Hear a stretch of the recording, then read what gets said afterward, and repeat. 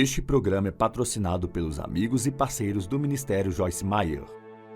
E às vezes, quando você espera, quando você procrastina, você perde uma oportunidade. Eu sou Joyce Meyer e eu acredito que Deus pode curá-lo em todas as áreas que você sofre. Bem, hoje eu quero falar com você sobre o engano da procrastinação.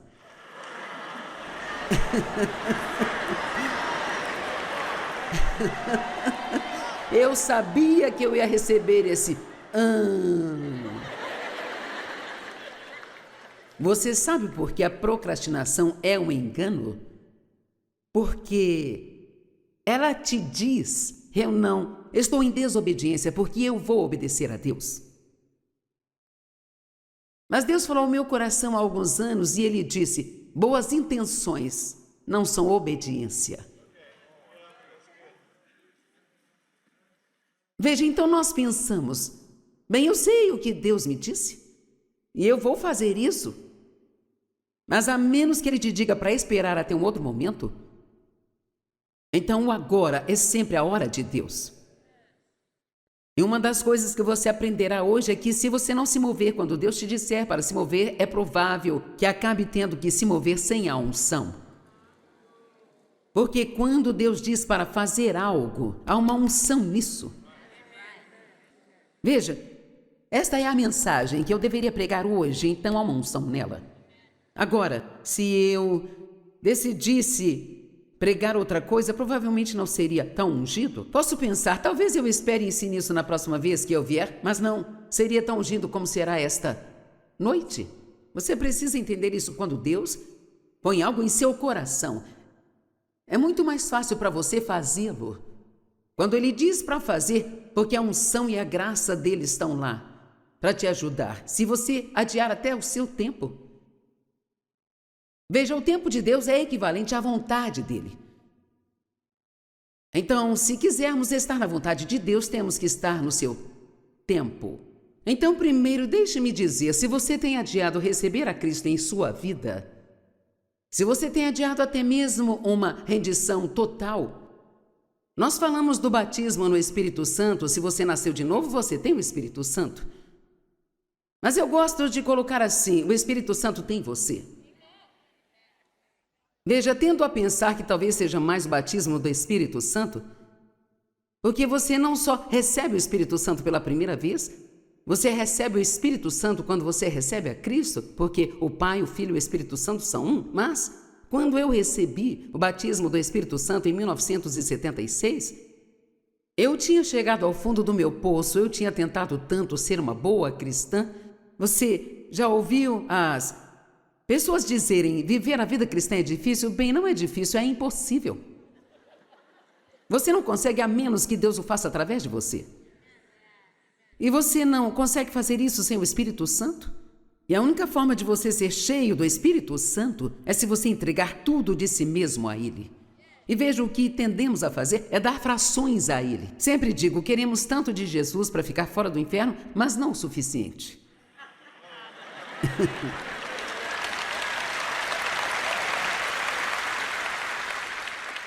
Então eu estou te encorajando, eu sei por fazer isso por toda a minha vida que nas áreas que você acha que você pode se esconder de Deus, você só está se machucando. Então que tal abrir as portas que você mandou fechar, até mesmo as portas que você sabe que quando abri-las causará alguma dor? Sabe, eu não podia ser curada do abuso sexual do meu pai na minha infância até que eu deixasse Deus entrar nesta área da minha vida. E não foi fácil. Não foi fácil falar disso, não foi fácil contar ao mundo sobre isso. Mas encontrei a cura por meio disso. E às vezes, quando você espera, quando você procrastina, você perde uma oportunidade. Vamos ver algumas escrituras. Gálatas 6:10. Primeiro versículo 9 diz, e eu esqueci o que ele diz.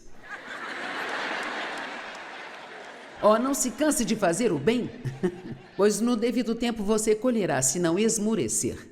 Então, no verso 10, diz que devemos estar atentos para ser uma bênção, especialmente para os da família da fé, e aproveitar todas as oportunidades.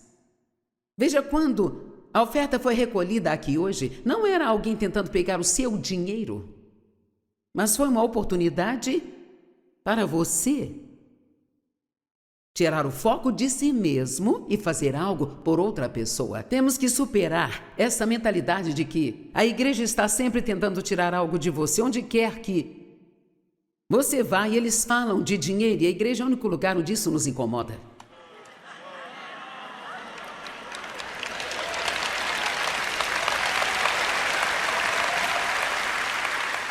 Veja, você vai comer algo quando sair daqui, e eles vão te pedir dinheiro. Você vai ao posto abastecer o carro, eles vão te pedir dinheiro. Amanhã no supermercado, eles vão te pedir dinheiro. Pela minha vida, eu não sei por que nós nos incomodamos quando a igreja diz precisamos de dinheiro. Todos dizem, eu amo seu programa de televisão. Oh, meu Deus, se todo mundo que nos ama apenas enviasse uma oferta de vez em quando. Veja, nós amamos coisas grátis, mas sabia que o grátis não é realmente bom para você? Realmente não é? Paulo, em algum lugar na Bíblia, ele disse, eu lhes fiz um desserviço, porque eu não recebi nenhuma oferta de vocês. Eu trabalhei e cuidei de mim mesmo. Então ele disse, na verdade, eu lhes fiz um desserviço. Veja, não existe relacionamento se somente uma pessoa dá e a outra só recebe.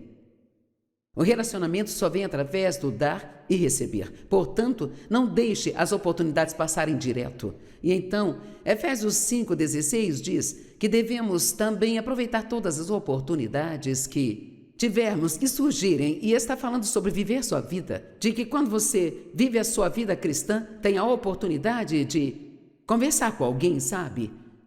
De encorajar alguém, de abençoar alguém. E você tem um ministério. E poucos estão aqui em cima, a maioria dos ministérios estão lá com vocês. Estão onde você trabalha, onde mora, onde você estuda, e para o mundo ser salvo vai precisar de você. Não vai acontecer só com um punhado de pessoas. É nosso trabalho treinar você para que você saia e faça a obra do ministério. Sabe, são 5 ministérios e não podemos fazer tudo sozinho. Temos que te ensinar a sair e fazer a obra. E assim, a procrastinação é realmente enganosa e... Agora sabe, geralmente tenho mais o que fazer num determinado dia do que consigo fazer e tenho que adiar coisas para o dia seguinte, mas eu não estou procrastinando. São coisas que eu posso cuidar no dia seguinte, então no final daquele dia ficam coisas para o outro. Mas quando Deus me diz para fazer algo, eu aprendi da forma mais difícil, que eu não devo adiar. Primeiro, ele vai ser muito bom para você no começo, mas depois te importunará até que você o obedeça. Às vezes Deus põe no meu coração para ofertar a alguém, se eu não o fizer, eu continuo ouvindo e no começo do aprender a ouvir de Deus, essa foi a primeira coisa que aprendi a ouvir de Deus, que eu saberia o que Ele queria se Ele continuasse insistindo e falando. Alguns meses atrás, veio uma garota ao meu coração que eu não via há anos, e ela vinha ao meu coração, pensei, ok, vou ligar para ela, e eu liguei para ela, e ela disse, estou tão feliz por você ligar, eu caí, quebrei os 2 pulsos e estou na sala de emergência. E assim, aquele foi um bom momento para ela receber um incentivo, portanto não perca a oportunidade. Quando Deus adera a você, porque sabe, Deus encontrará alguém para fazer o que Ele quer que seja feito. Se Ele tiver que passar por 1000 pessoas, Ele encontrará alguém que fará o que Ele quer que seja feito. Mas quando Ele te der a oportunidade, você não deve deixar passar direto. Ok. Em Êxodo, o faraó não estava obedecendo a Deus sobre deixar o povo ir. Era hora de Moisés liderar o povo. Eles estavam no cativeiro há muitos anos. mais de 400 anos, e Deus ouviu o clamor deles e enviou Moisés para conduzi-los para fora, e o faraó não obedeceu. Por isso Deus enviou 10 pragas sobre o Egito. E uma delas foi uma praga de sapos. Agora, se você é amante de sapos, eu não quero te ofender, mas eu pessoalmente detesto sapos. Primeiro, acho que eles são viscosos, parecem viscosos, e eles coacham. Eu não gosto de coachos. E eles pulam e você nunca sabe para que lado eles vão pular. Eu não gosto disso porque gosto de saber o que vai acontecer. E então, eu não lido com sapos. Então, o Senhor enviou aquela praga de sapos sobre a terra do Egito. E começando no capítulo 8, verso 1, diz: Então o Senhor disse a Moisés: Vá ao faraó e diga-lhe: Assim diz o Senhor, deixe o meu povo ir para que me adorem no deserto. E se você se recusar a deixá-los, enviarei uma praga de sapos sobre todo o seu país. O Nilo se encherá de sapos. Eles subirão ao seu palácio. Agora quero que você tente imaginar esta cena aqui. Eles subirão ao seu palácio, ao seu quarto e à sua cama, e às casas de seus oficiais e sobre todo o seu povo, e aos seus fornos e às suas assadeiras. Os sapos subirão sobre você e seu povo, e sobre todos os seus oficiais. Agora, imagine se você fosse para casa hoje, entrasse na garagem e ouvisse crunch, crunch, crunch, crunch. E quando você abrisse a porta do carro, 3 sapos pulassem em você. E aí você sai do carro e mais 5 sapos pulam em você, e você tenta se livrar deles e chega à sua casa e abre a porta, e lá dentro tem mais sapos no banheiro, tem sapos na cozinha e sapos.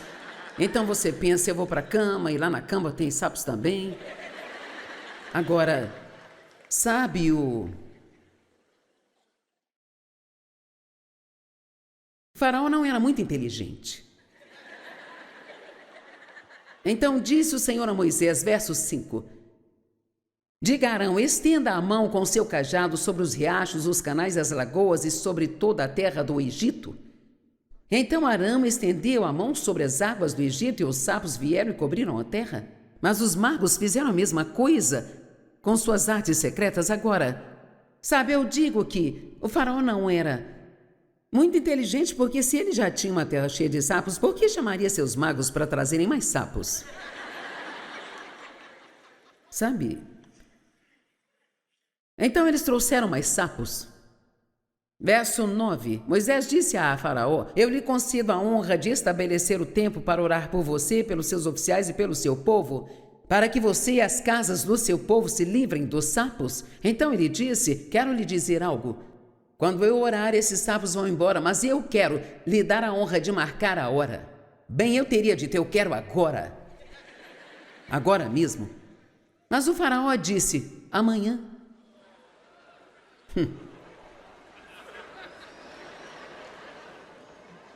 Agora, quem em sã consciência gostaria de dormir com sapos mais uma noite? Se podia se livrar daquilo?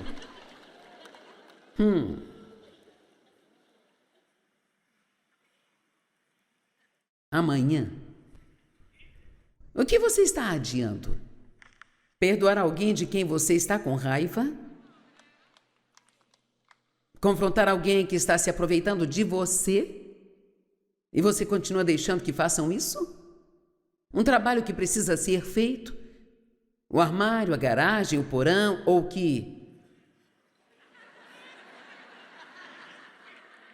sei lá o que quer que seja. Perder peso, ganhar peso, sair das dívidas. Pedir desculpas a alguém que feriu seus sentimentos, você continua adiando. Farei isso amanhã. Ir ao dentista.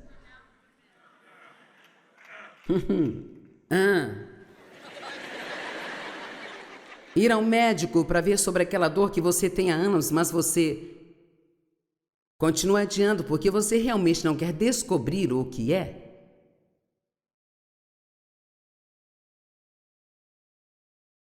Iniciar um programa regular de exercícios e cumpri-lo. Estabelecer um tempo para orar e estudar a Bíblia. Reservar uma quantia generosa de dinheiro para ofertar para a obra do reino. Eclesiastes 4:9 diz: quem observa ao vento e espera que todas as condições sejam favoráveis nunca semeará, e quem olha para as nuvens nunca ceifará. Eu amo esta escritura na Bíblia Amplificada. Se esperar que todas as condições sejam favoráveis, nunca conseguirá semear em nenhuma área de sua vida. E eu não estou falando apenas de dinheiro. Sabe, todo ato de obediência é uma semente que nós semeamos. Então, por que adiamos, pensamos que o problema vai desaparecer da noite para o dia? Você acha? Se você está todo endividado e continua passando mais e mais coisas no crédito, acha que isso desaparecerá? Talvez se você ignorar por um bom tempo. Quando ignoramos as coisas por muito tempo, elas ficam tão grandes que desabam sobre nossas cabeças. Há 38 anos atrás, fui fazer mamografia e descobri que eu tinha câncer de mama. E sabe, esta foi uma boa lição para mim. O médico me disse: é muito bom que você veio quando deveria vir. Ele disse: esse tumor é muito pequeno, e o radiologista fez um ótimo trabalho ao diagnosticá-lo com precisão. É um tipo de câncer de crescimento rápido e que, se você adiasse, você poderia ter morrido. Simplesmente não é sábio adiar as coisas. Então estou te perguntando hoje, se você está sentado aqui ou assistindo pela televisão ou em qualquer outro lugar, se tem algo que você sabe que Deus colocou em seu coração e você está adiando, isso não ficará mais fácil amanhã? Não vai ficar mais fácil na próxima semana, nem no próximo ano. Na verdade, acho que quanto mais você adia, mais difícil vai ficando. Porque quando continuamos adiando as coisas, elas nos incomodam, não é mesmo? É como ter uma pelinha na unha espiritual. Você já ficou com uma pelinha no dedo do pé e ela ficou presa no cobertor? À noite, eu odeio isso. E eu finalmente tenho que me levantar e tentar cuidar daquilo. É hora de começar a fazer as coisas do jeito de Deus agora. Talvez eu devesse apenas perguntar por diversão: quantos de vocês estão realmente adiando algo? Não? Levante sua mão até aqui. E quantos estão mentindo, estão com a mão abaixada e deveriam estar com a mão levantada?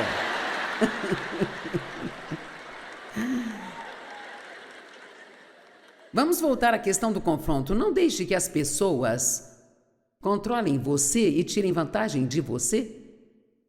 Confronte-as com amor, mas confronte-as e diga-lhes: Deus não me criou para ser manipulado e controlado, e eu não vou deixar você fazer isso mais. E eles vão ameaçá-lo e você vai dizer: se a única forma de estar num relacionamento com você é se me controlar, então eu acho que não vamos mais ter um relacionamento.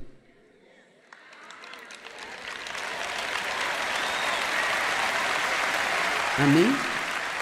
Sei que tem muitos aqui que precisam perdoar alguém porque nunca estive em nenhuma igreja onde tenha sido diferente.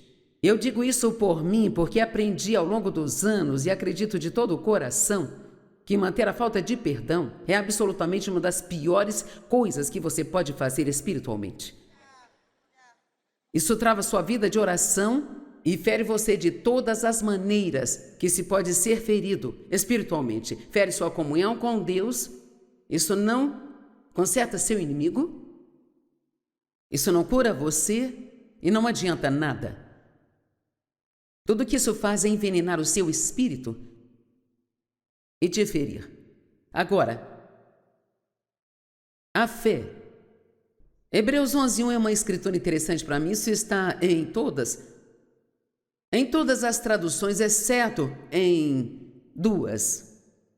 E diz: ora, a fé é a confiança no que nós esperamos e a certeza daquilo que nós não vemos. Essa é a NVI. Já se perguntou por que a palavra agora é a primeira? Eu comecei a me perguntar sobre isso e pensei, você não precisa disso para esta frase. Você pode simplesmente começar com a fé. É a confiança no que nós esperamos e a certeza do que nós não vemos, sabe? Mas toda a tradução começa com agora. Eu acho que isso é porque a fé tem que ser agora. Eu não posso esperar até amanhã para ter fé para o dia de hoje. Eu só posso ter fé agora. Eu posso ter fé de que amanhã vai dar certo. Eu posso ter fé hoje de que Deus vai me ajudar com algo onde eu cometi um erro no passado, mas eu só posso ter. A fé é sempre agora. É agora. Já se perguntou por que a palavra agora está lá? Eu acho que isso só pode ser por isso, não pode ser outra coisa, não pode haver outro motivo, porque isso faz com que a frase não faça sentido se não for por isso que ela está lá. A fé é a convicção das coisas que esperamos e a certeza das coisas que não vemos. E agora isso aparece na Bíblia amplificada, mas eu gosto muito disso para ler em Hebreus capítulo 4, versos do 1 ao 7. Paulo estava falando com o povo sobre entrar no descanso de Deus. Alguém sabe como é maravilhoso entrar no descanso de Deus? Oh, meu Deus!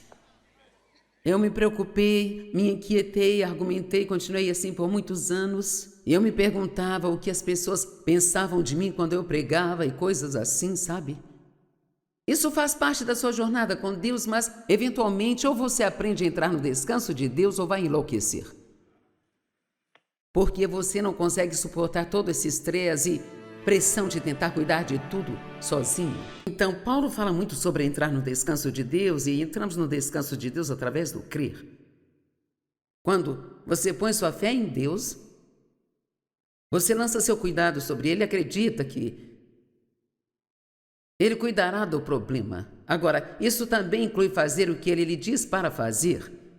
Veja, eu acredito firmemente que somos parceiros de Deus. Temos nossa parte, Ele tem a sua parte. Em Efésios 6, há um verso que diz: tendo feito tudo o que a crise demanda, você deve agora permanecer firme em seu lugar. Mas, primeiro você faz o que deve, o que pode fazer, faz o que a crise demanda. Sabe, eu não posso orar para que Deus limpe a minha casa. Não posso orar para que os mantimentos apenas apareçam na minha casa. Posso orar para que Deus me dê o dinheiro para isso. Posso orar para que Deus me dê a graça de ir e comprá-los, a energia para buscá-los. Mas eu tenho que fazer a parte que eu tenho que fazer. E muitas pessoas não entendem isso, querem que Deus faça o que elas deveriam estar fazendo e tentam fazer o que só Deus pode. Então entendemos ao contrário e há coisas em sua vida que você não pode consertar e não pode fazer nada a respeito. E essas são coisas com as quais você precisa se preocupar e levá-las totalmente a Deus. E então você pode entrar no descanso de Deus. Mas aqui está o que Paulo diz em Hebreus 4, verso 1. Portanto, enquanto a promessa de entrar em seu descanso ainda permanece oferecida hoje, tememos desconfiar dela para que nenhum de vocês pense que chegou tarde demais e não alcançou ainda. Então, no verso 7, ele diz novamente, ele estabelece um dia definido, chamando hoje, e dá outra oportunidade de garantir esse descanso, dizendo, por meio de Davi, depois de tanto tempo, nas palavras já citadas hoje, se você ouvir sua voz e quando a ouvir, não endureçam seus corações. Hoje é o dia de você tomar uma decisão. Hoje é o dia em que você vai tomar a decisão de ficar mais sério com Deus do que nunca antes. Posso te dizer algo? Apenas vir à igreja e sentar aqui, semana após semana, não vai levar você para o céu. Agora, somos salvos pondo nossa fé em Cristo Jesus Mas qualquer um que tenha fé verdadeira, verdadeiramente, se você realmente nasceu de novo, então você não pode deixar de mudar. 1 João, versos 3 a 9, acho que lá diz que quando nascemos de novo, recebemos a semente de Cristo e nós não podemos permanecer os mesmos. Porque literalmente Cristo está vivendo em nós. E assim, no minuto em que você nasce de novo, alguém aqui já notou que quando nasce de novo há uma nova guerra que começa que você não sabia que existia antes? Que todas as coisas que agora te incomodam não te incomodavam antes? Bem, isso é o Espírito Santo lidando com você, mas ele está fazendo isso para o seu bem. E quanto mais você obedecê-lo, melhor será a sua vida.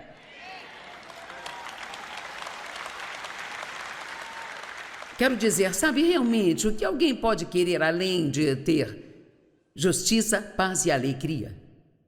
Lá em Romanos 14:17 diz: o reino de Deus não é comida nem bebida. Não se trata de coisas. Não se trata de Deus realizar todos os seus desejos, mas é justiça. Ter um relacionamento correto com Deus, temos isso através de nossa fé em Cristo. Nos tornamos justos com Deus quando recebemos Jesus como nosso Salvador. Essa é a coisa mais maravilhosa do mundo. E depois paz, e depois alegria. E isto é o que o reino é. E então, sabe, anos e anos atrás, quando eu tinha todas essas 50 coisas na minha lista de oração, que eu ficava pedindo a Deus, coisas estúpidas que eu não precisava mais do que qualquer outra coisa. Um casaco de pele, isso e aquilo. Isso foi quando os casacos de pele estavam no auge da moda, eu pensava, oh, nossa, Deus, me deu um casaco de pele. Eu não sabia como eu não sabia em que condição lamentável eu estava. E uma vez Deus me desafiou e ele disse, compare suas orações com as do apóstolo Paulo. Então fui ler todas as suas orações e sabia que Paulo nunca orou nenhuma vez por qualquer coisa material, nem para si mesmo, nem para a igreja. Ele nunca orou nenhuma vez para que qualquer um dos seus problemas desaparecesse. O que ele orou foi para que fossem capazes de suportar o que quer que viesse com bom temperamento. E se você viesse até mim para orar e dissesse, eu tenho esse problema, Joyce, e quero que você ore por mim. Eu começasse a orar, ó Deus, por favor, ajude-os a suportar esse problema e a permanecer pacientes e felizes. Você pensaria, não, eu quero que ore para que o problema vá embora. Viu como somos? Você sabia que... Bem, eu vou dizer algo e você pode não gostar, mas... Sabe, a dor das coisas pelas quais passamos são algumas das melhores coisas do mundo para nós.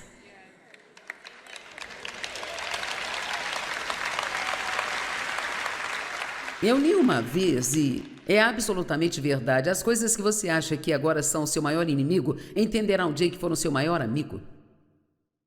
Porque foi isso que fez você mudar. E essa dor que você sente por dentro quando Deus está mudando você.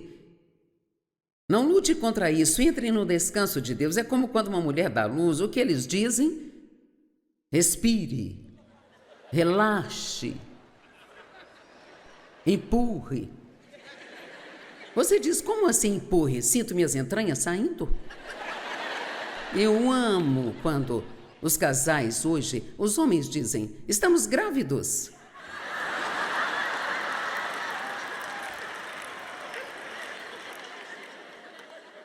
Vamos ter um bebê? Não, você não vai ter um bebê. Você vai ganhar um bebê, mas não vai ter um bebê. Eu ouvi algo fofo hoje, se eu conseguir falar direito. Isso é realmente algo que quero dizer aos homens. Então, homens, isso é importante. Então, quero que entendam. É algo especial para você e realmente vai ajudá-lo. Quando você se casa, você entra em um relacionamento. E nos relacionamentos há muita conversa, muitas ideias indo e vindo e há muitas opiniões. E só uma pessoa pode estar certa. E essa pessoa é chamada de marido.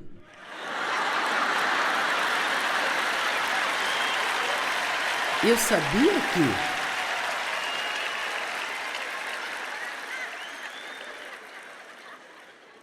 tinha casado com o senhor certo, eu só não sabia que seu primeiro nome era Sempre.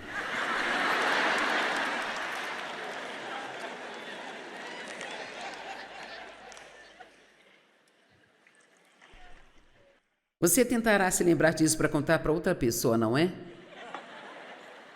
Hoje, eu creio que há uma unção aqui esta noite para vocês tomarem decisões.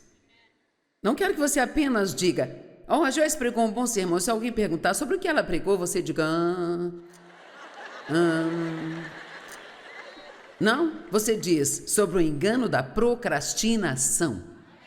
Ela ensinou sobre o engano da procrastinação e sobre como é perigoso, especialmente adiar as coisas que Deus lhe diz para fazer, ou as que Ele lhe diz para parar de fazer. Quero dizer, todas as outras coisas. Se você não limpar o armário, isso é com você. Mas se te incomoda, então você só precisa fazer e acabar com isso. Mas as grandes coisas que falo são as coisas que Deus fala ao seu coração e mostra a você para fazê-las ou diz para não fazê-las. Essas são as coisas com as quais precisa se prender e se comprometer. Não importa o quanto doa, você precisa fazê-las. Alguém diga amém. E sabe por que não fazemos as coisas? Nós damos desculpas e culpamos outras pessoas. Damos desculpas para os nossos sapos. E culpamos outra pessoa por nossos sapos. Na verdade, ficamos confortáveis com os sapos. Estão lá há tanto tempo que nem sentimos mais o cheiro deles. De vez em quando o fedor fica muito ruim, borrifamos um pouco de aromatizante de ambiente nele, mas, sabe? Se livrar deles é diferente. Talvez você tenha vindo com um sapo. Não sei, você pode estar indo para casa dormir com um sapo esta noite? Agora, se é seu marido, não estou chamando de sapo, mas é uma forma sorrateira de dizer: se você está com alguém com quem não é casado, espero que ele coache esta noite e você diga: é hora de ir embora.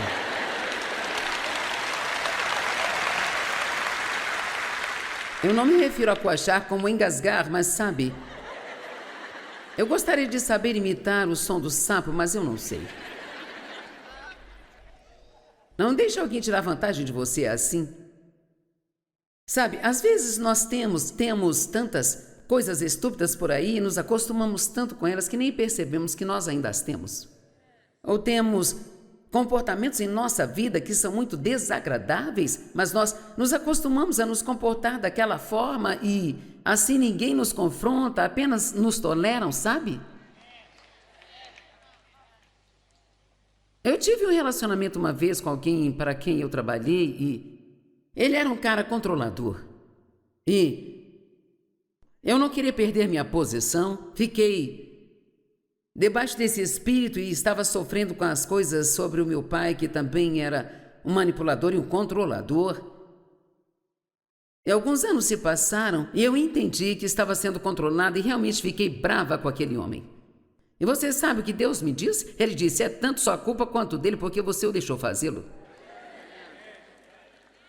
Veja, nós gostamos de culpar todos os outros, mas sempre há uma responsabilidade de ambos os lados. A história tem sempre os dois lados, sabe?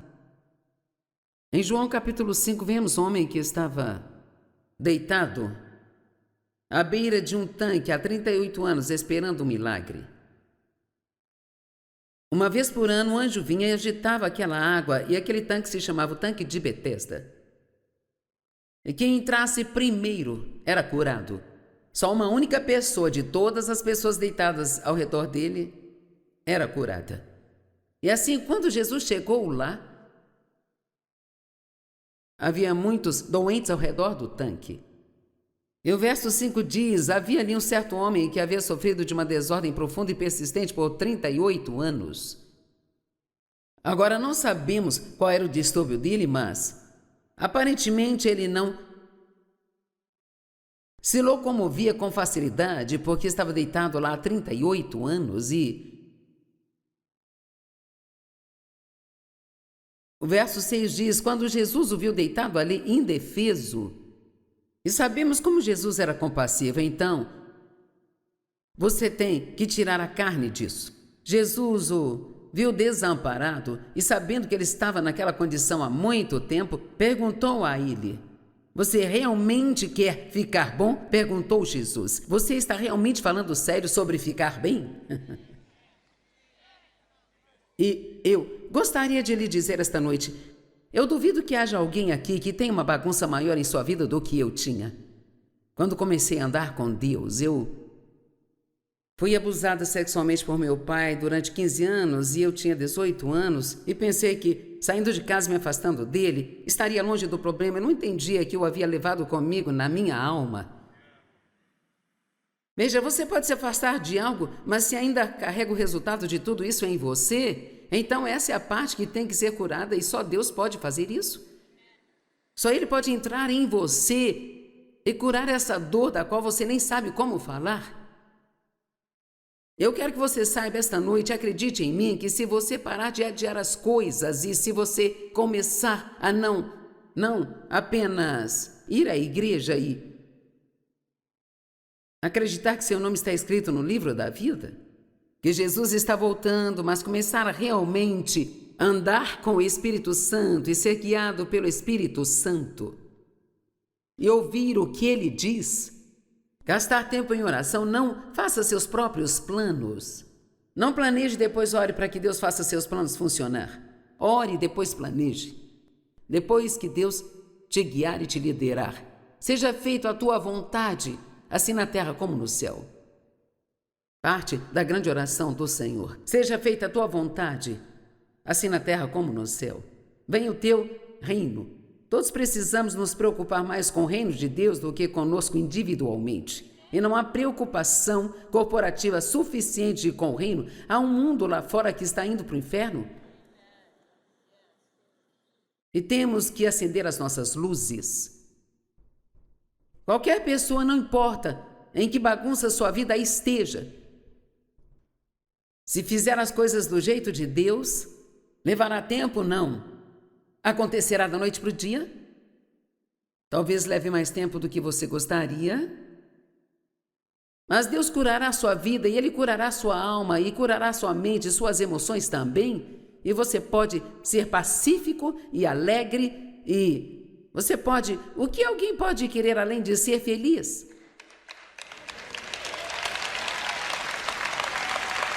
Sabe, não é uma casa grande que você quer, um carro novo ou uma promoção no trabalho. Você quer ser feliz? Quer acreditar que tem um relacionamento correto com Deus, que Ele te ama? Deus ama você. E aquele homem deitado lá, Jesus perguntou: você realmente quer ficar bem? Então eu pergunto esta noite: você realmente quer ficar bem? E se você quiser levar isto a sério, então eu te garanto que se você seguir a Deus e fizer as coisas do seu jeito, chegará o dia em que você será capaz de dizer que Deus pegou tudo e fez cooperar para o meu bem. Amém? Bem, aqui está a parte interessante do verso 7. O inválido disse: Senhor, agora vem as desculpas. Não tenho ninguém que me ponha no tanque quando a água se move, mas sempre que tento entrar, outra pessoa vem e entra antes de mim. O que ele estava dizendo? Eu estou deitado aqui há 38 anos e ninguém nunca veio e me colocou no tanque. E mesmo que eu tente, alguém sempre vai na minha frente. Bem, eu não sei sobre você, mas eu sou um pouco agressiva. E em 38 anos, eu teria me mexido.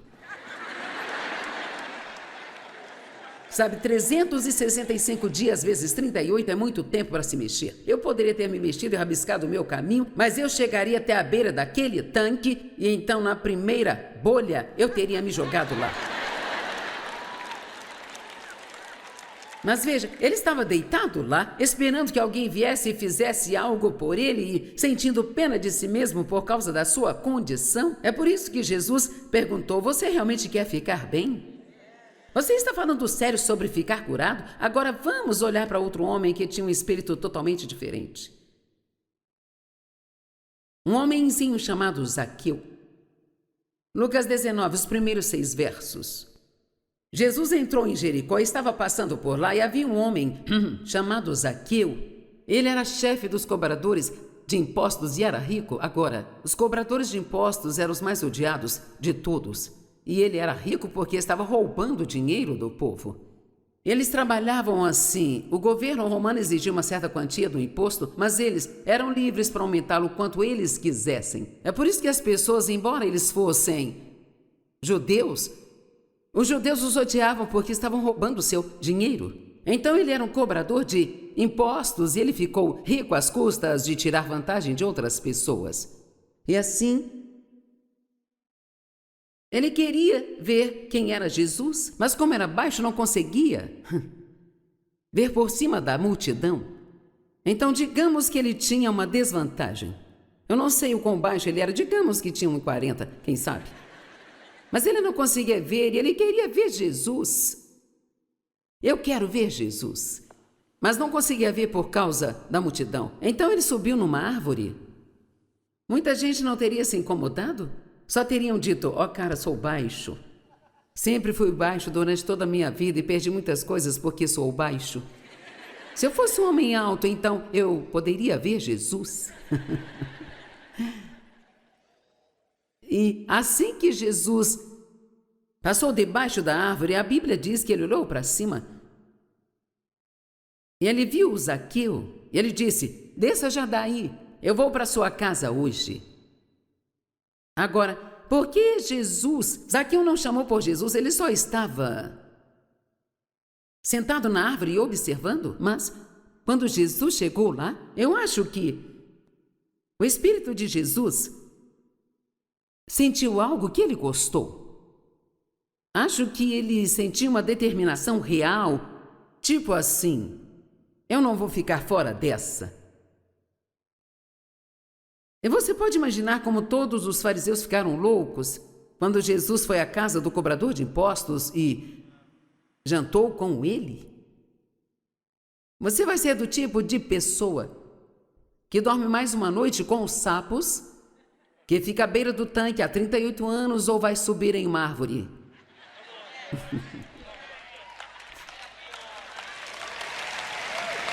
Amém? Qual será a sua escolha? Você está em um poço e não sabe como cavar para sair fora dele? Vou terminar com uma pequena história.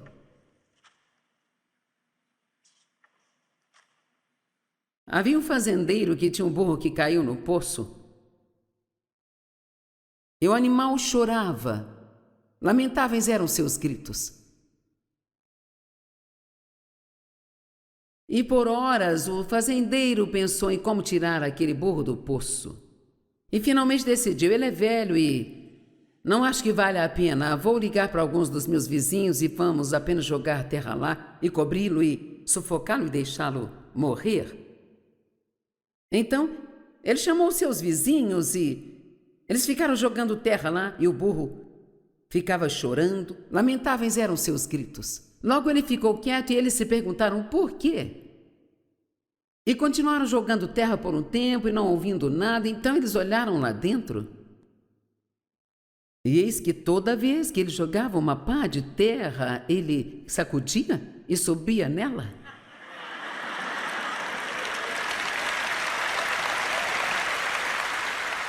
E eles jogaram tanta terra nele que a terra subiu até o topo do poço e ele simplesmente saiu e foi embora.